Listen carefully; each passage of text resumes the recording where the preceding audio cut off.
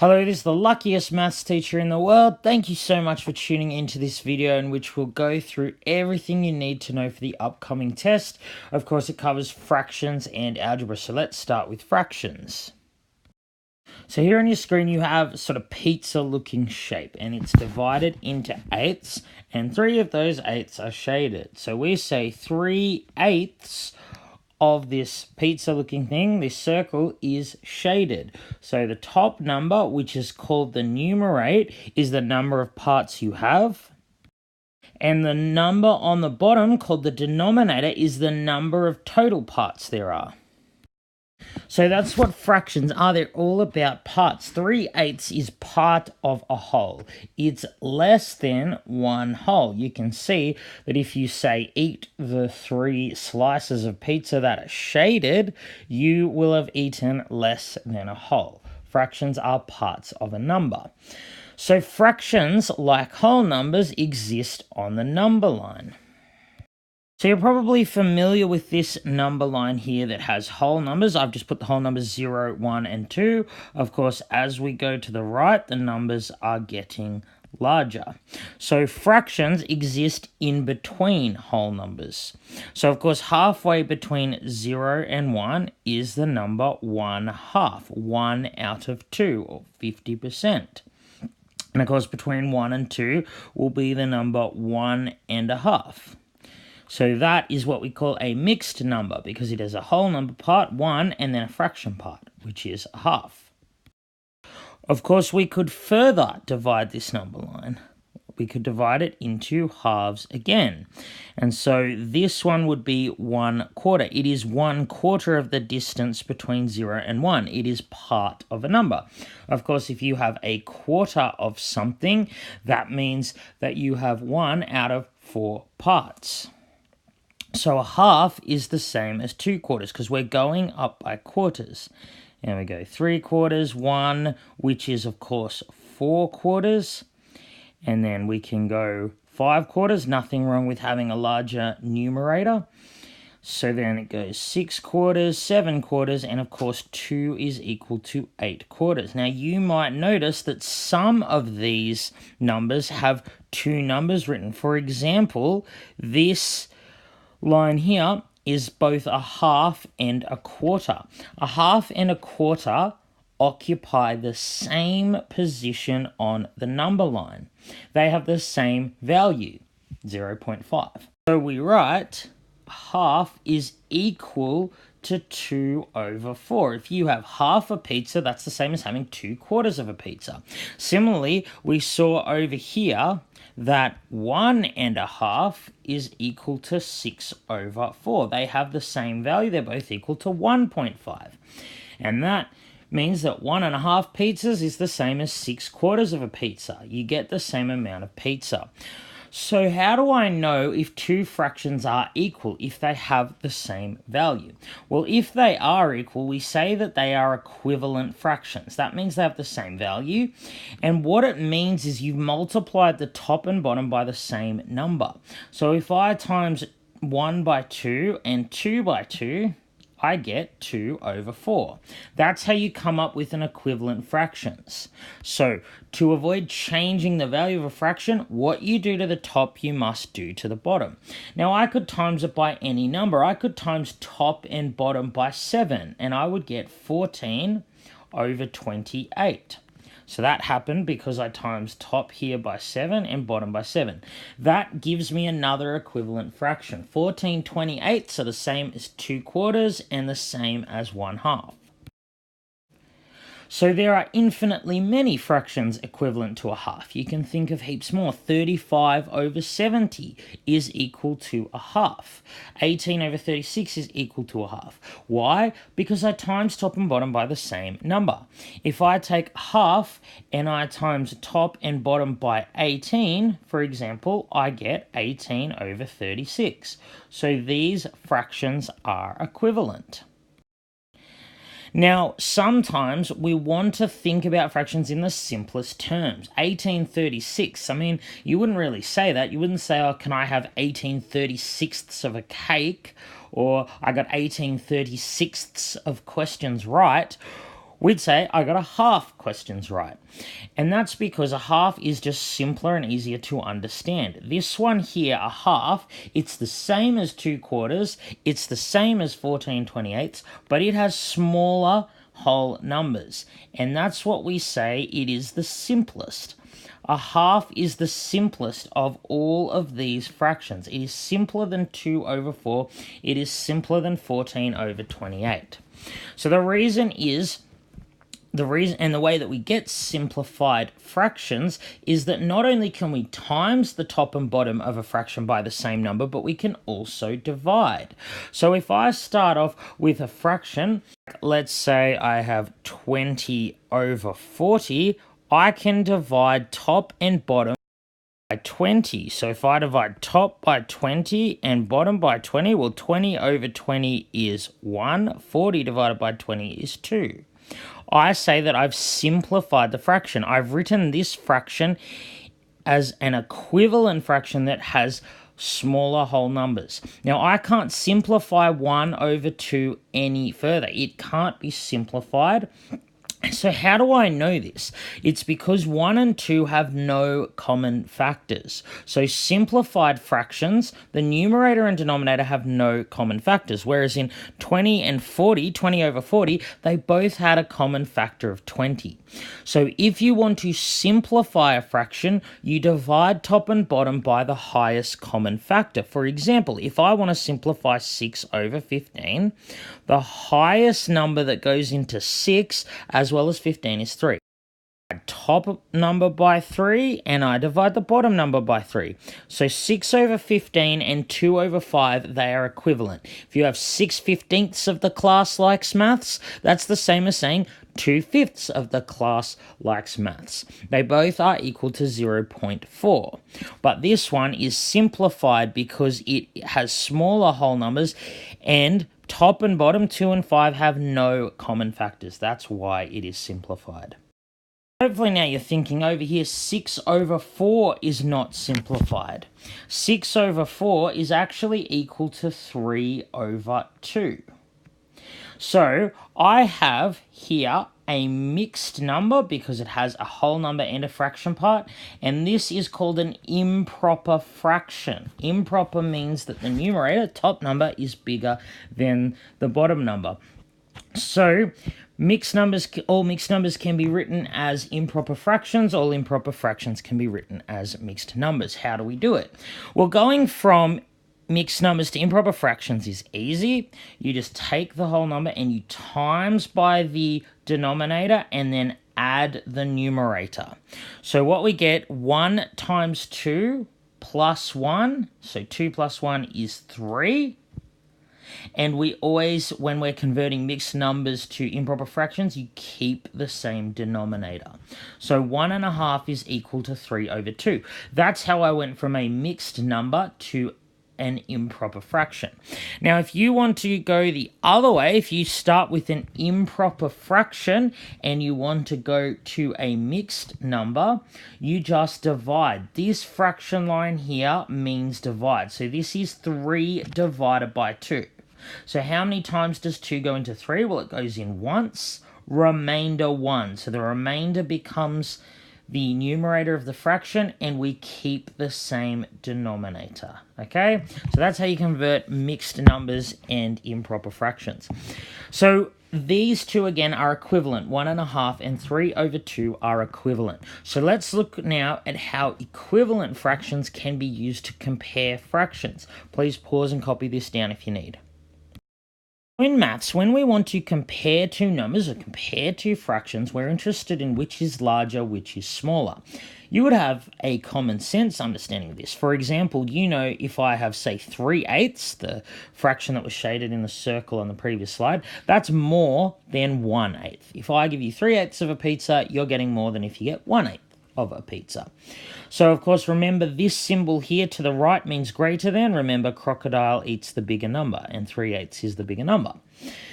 So that's all well and good. This was an easy example because the denominators, the bottom numbers, were equal in both cases. It's a little harder when the denominators are different. So let's say I want to compare the fraction 7/10 or 11 over 15. This is not easy to do. It's not obvious from just looking at these two fractions which is larger. So what we do is we use what we learned on the previous slide about equivalent fractions. I want to find equivalent fractions for this one and this one that have the same denominator, then comparing will be easy. So what we need to do is we need to find the lowest common multiple of the two denominators, 10 and 15. So the lowest common multiple of 10 and 15. Well, 10 is not a multiple of 15, 20 is not a multiple of 15, 30, which is a multiple of 10, is. So the lowest common multiple is 30. So how does that help? Well, what I need to do is I need to times the denominator here by 3 to make it 30, and I need to times the denominator here by 2 to make it 30. What I'm doing is I'm finding equivalent fractions whose denominator is 30 to make the comparison easier. Now let's look at the first fraction. If I times the bottom by 3, I have to times the top by 3. What you do to the bottom, you must do to the top. What you do to the top, you must do to the bottom. Similarly for the second one, I times the bottom by 2, so I need to times the top by 2. So 7 over 10, an equivalent fraction is 21, 7 times 3, over 10 times 3, which is 30. 11 times 2 over 15 times 2 is 30. Right?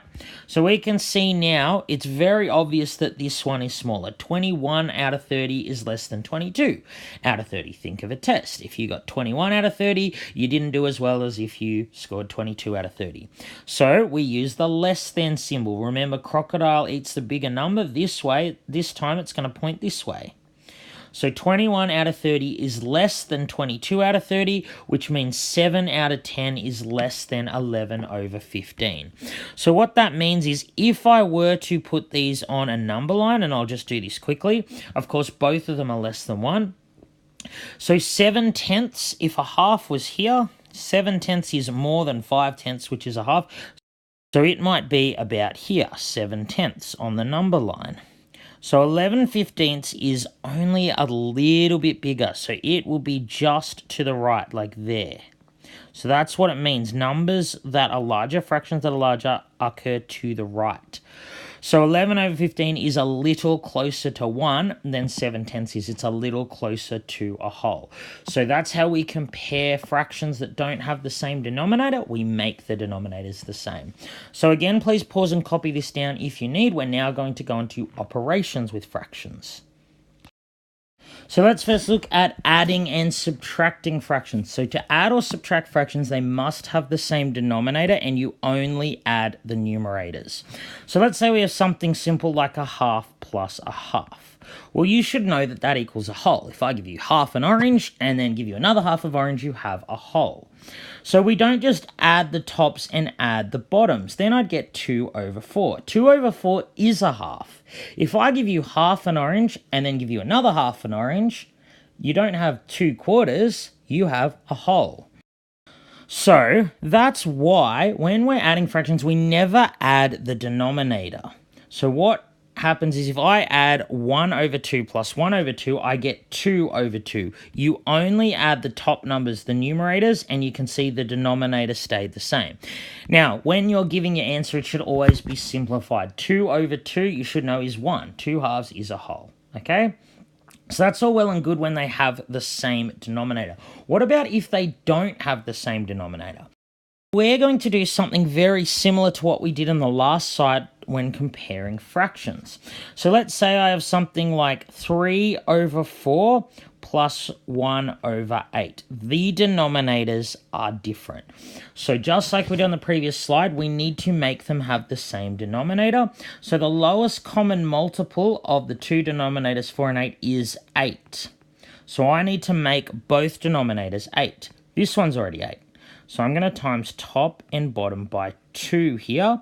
That will make them have the same denominator. So 3/4, an equivalent fraction, is 6/8. 3/4 and 6/8 are the same. So now I have 6/8 plus 1/8. The denominators are the same.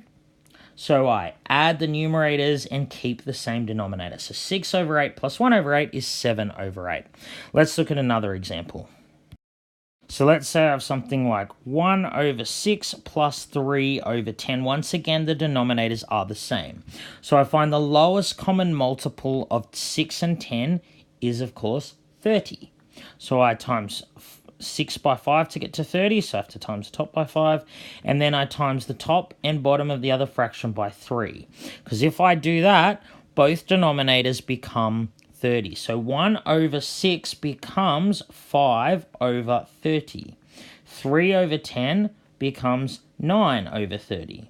So I add these together and get 14 over 30. Once again, I only add the numerators. I keep the same denominator.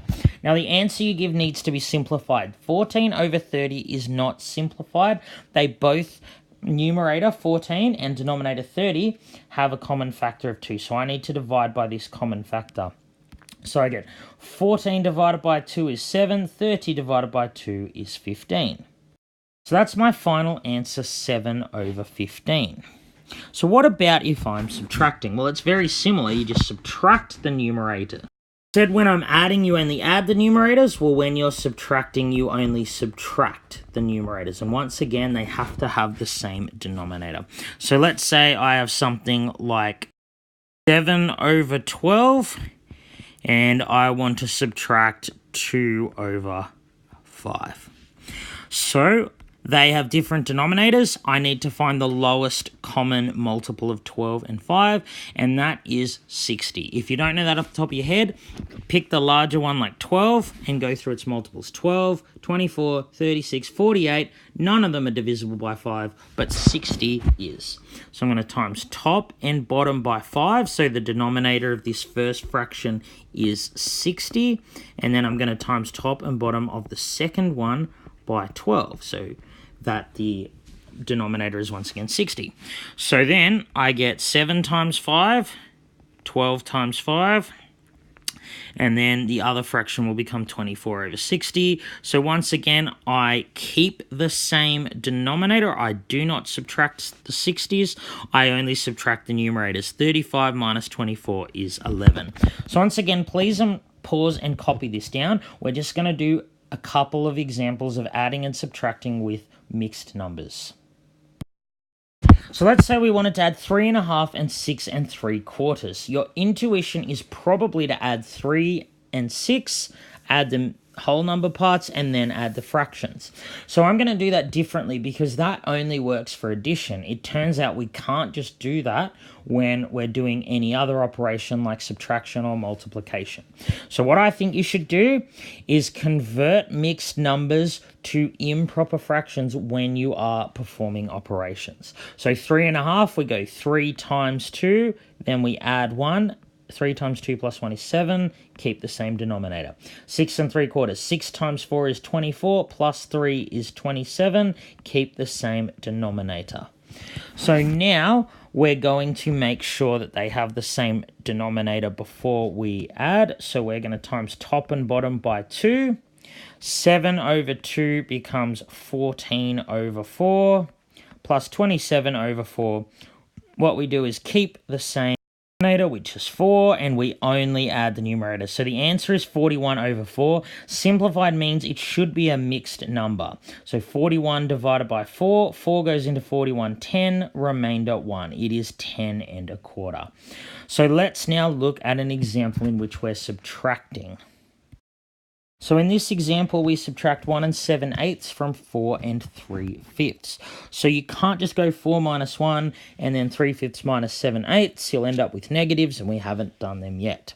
So we're going to convert each to an improper fraction. 4 times 5 plus 3 is 23. So we've got 23 over 5 minus 15 over 8. 1 times 8 plus 7 is 15. So now we need to have the same denominator. So we're going to times top and bottom by 8. And then in the second one, top and bottom by 5.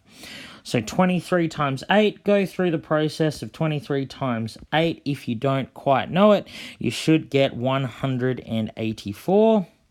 So it's 184 over 40. 15 times 5 is 75. So then we have 184 minus 75 is 109 over 40. And once again, we should put that into a mixed number. So 40 goes into 109 twice, remainder 29. That is our final answer. So let's go on to multiplying and dividing. So for multiplication and division, we don't make them have the same denominator. Don't do that. People have been trying to do that and it will get you nowhere. When you're dividing, you flip the second fraction and make it a times, and just note that of also means times. Let's look at some examples. So if we have something like half times 3 over 11, we just times the top times the bottom. That's why multiplication is easy. It doesn't matter that the denominators weren't the same. If I have something like a quarter of 32, so of means times, so that's a quarter times 32. 32 is the same as 32 over 1. So I can make this 1 times 32 over 4 times 1, which is 4. This can be simplified. 32 over 4 is 8. So a quarter of 32 is 8. Look at a division question. Let's say we have 7 over 5 divided by 2 over 3. So what you do is you keep the first fraction, you flip the second fraction and make it a times. So 7 times 3 is 21, 5 times 2 is 10, 21 over 10 is an improper fraction as a mixed number. 10 goes into 21 twice, remainder 1, 2 and 1/10. Let's look at an example involving mixed numbers now. So let's say we do 3 and 1/5 divided by 1 and 3/8. So mixed numbers once again convert to improper fractions. So 3 and 1/5 is 16 over 5. 1 and 3/8 is 11 over 8. So we are dividing these two numbers. So now what we do is we keep the same fraction for the first one, we flip the second fraction and make it a times. So we go 16 times 8, which is 128, over 11 times 5 is 55.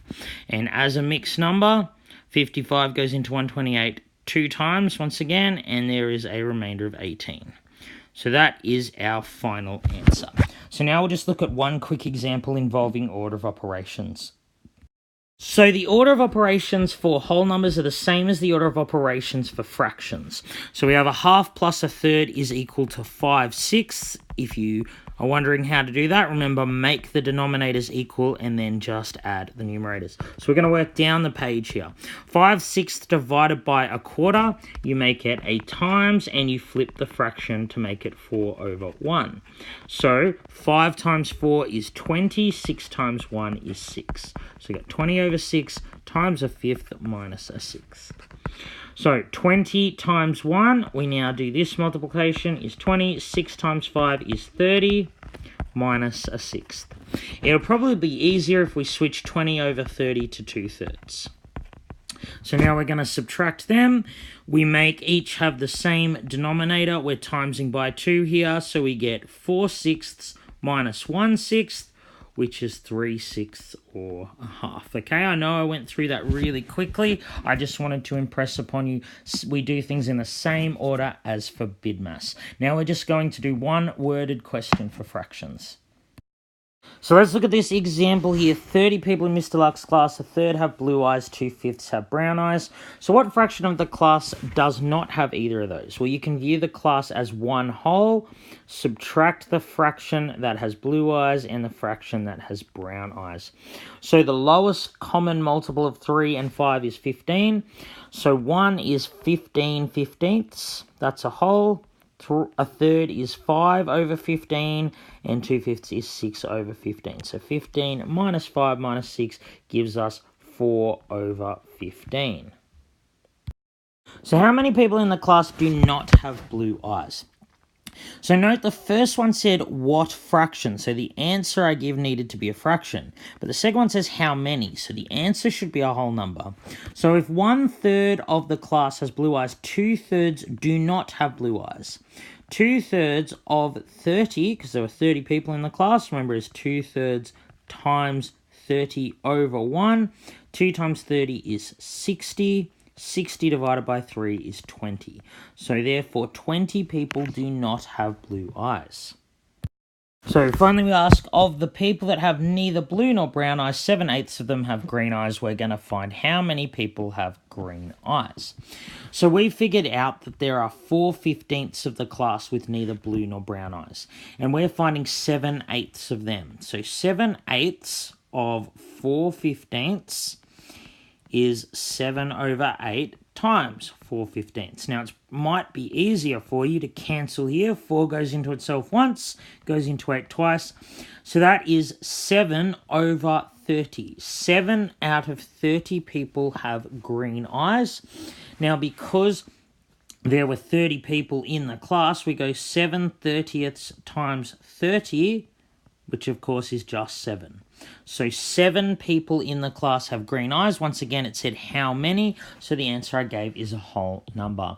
So we're now just going to quickly work through percentages.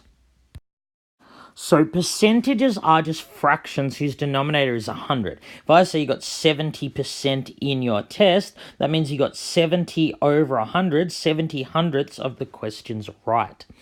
So follow these rules for converting percents and fractions. Percent to a fraction, divide by 100, and then you might need to simplify. Fraction to a percent, you times by 100. So if I have something like 72%, that is the same as 72 over 100, but answers we give need to be simplified. So we divide top and bottom by highest common factor. So the highest number that goes into 72 and 100 is 4. 72 divided by 4 is 18. 100 divided by 4 is 25. So 72% is the same as 18 over 25. Let's look at going the other way. So let's say we had 3/4 and I want to make it a percent. So what I can do is times by 100 or times by 100 over 1. So I could go 300 over 4. That's not wrong. It might be easiest to cancel here. 4 goes into itself once, goes into 125 times. It's probably easier to just go 3 times 25, 1 times 1. So 3/4 is the same as 75%. So they are exactly the same number. So I know, for example, that 3/4 is greater than 72%, because 3/4 is 75%. So this conversion can also help us with comparing percentages and fractions, because they're both numbers. So let's just look now at a couple of quick problems involving percentages. So we're just going to do these two problems really quickly. First one, I scored 21 out of 30 in my test. What's my mark as a percent? Well, 21 out of 30 can be written like this. And you know the way to go from a fraction to a percent is times 100. Before timesing 100, it might be easiest if we simplify the fraction. 21 over 30 is 7 over 10. So 7 over 10, I want to convert to a percent. I times by 100 over 1. 10 goes into itself once. It goes into 100 10 times. So it's just 7 times 10, which is 70%, because I don't need to write over 1. So 21 out of 30 is 70%. How easy is that? So now we say that Mr. Luck's class has 30 students, 60% support the Broncos, and we're going to find out how many that is. So what we're finding is 60% of 30, because 60% of the 30 students support the Broncos.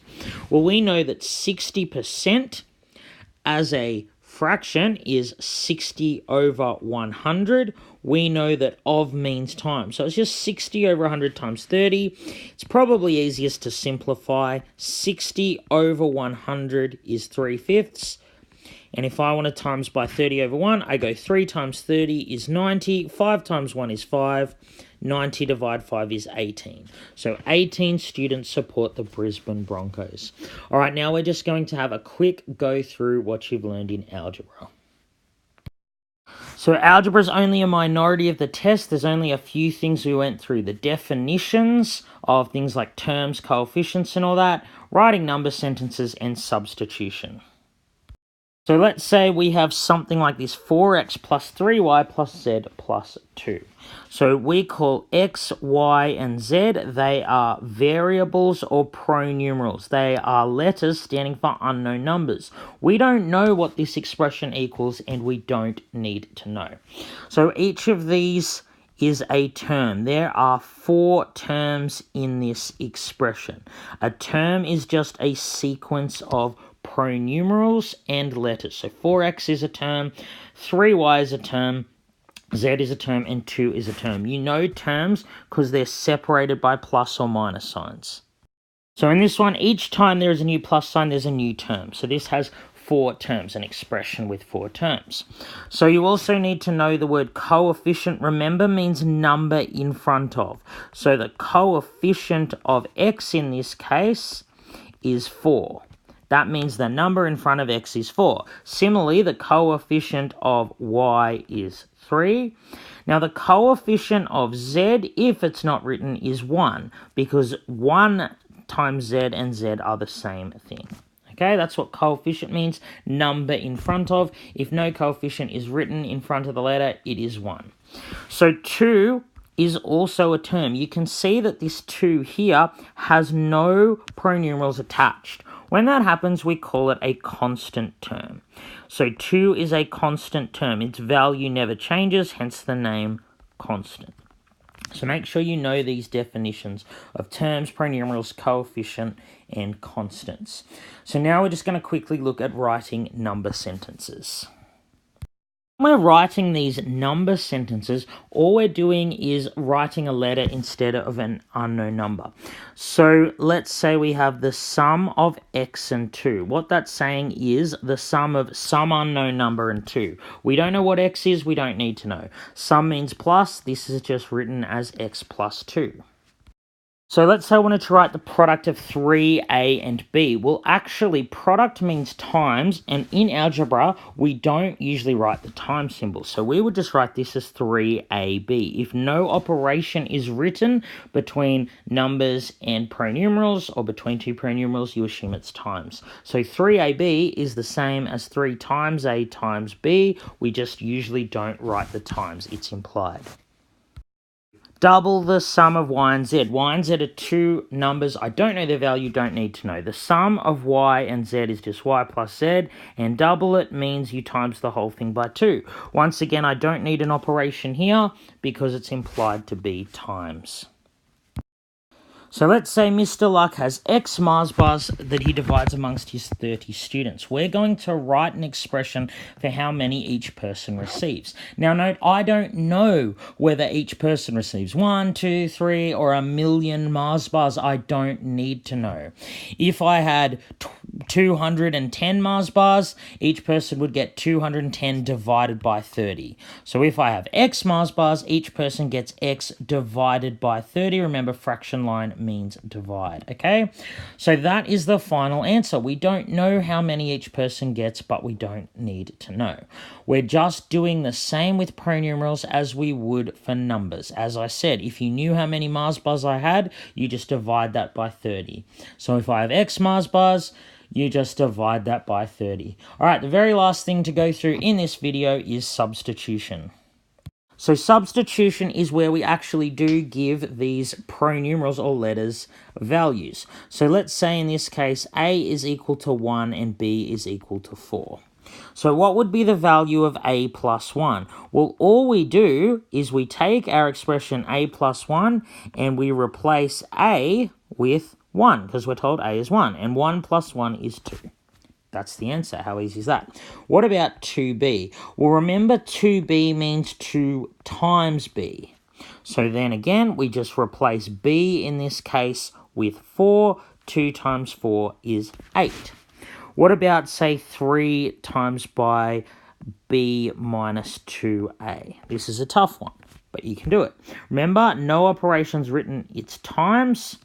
So I've got b minus 2 times a. I'm just going to replace b with 4, and I'm going to replace a with 1. Now, you know how to do this. we have 3 times, I do the brackets first, so 4 minus 2 is 2, 3 times 2 is 6. That is the final answer. Substitution is the only part of algebra we're doing where you actually do give a whole number answer. For our last one, let's say we have a squared plus b squared. What would be the value? Well, you know that when we're squaring something, it's just timesing by itself, not timesing by 2. So let's change a to 1, and let's change b to 4. Now, 1 squared is not 2. 1 squared means 1 times 1, which is 1. 4 squared is 4 times 4, which is 16. So a squared plus b squared is 17. And that's the final answer. All right, sorry for the very long video. Best of luck in your test. You will ace it because you're a superstar. This has been the luckiest maths teacher in the world. Have a great day.